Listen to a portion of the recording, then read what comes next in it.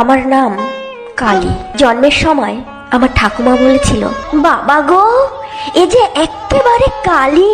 আমি master degree pass, শিক্ষিত, বেকার। প্রথম পাত্রপক্ষ দেখতে আসছে আমায়। আমি চোখ ভরে জল পড়েছি, কপালে ছোট্ট কালো টিপ, হালকা লিপস্টিক ও মেরুন শাড়িটা। তৈরি হয়ে ঘর থেকে বেরোতে ঠাকুমা খেকিয়ে উঠে বললেন, কালো গায়ের রঙে কেউ এমন শাড়ি পরে? যথাসময়ে আমার ডাক পড়লো বসার ঘরে। ছেলের ঠাকুমা পান চিবোতে চিবোতে বাবাকে বলল, আমি তো গায়ের রং চাপা শুনে ভেবেছিল উজ্জ্বল শ্যাম বর্ণ হবে, তো দেখছি গায়ের রং ময়লা।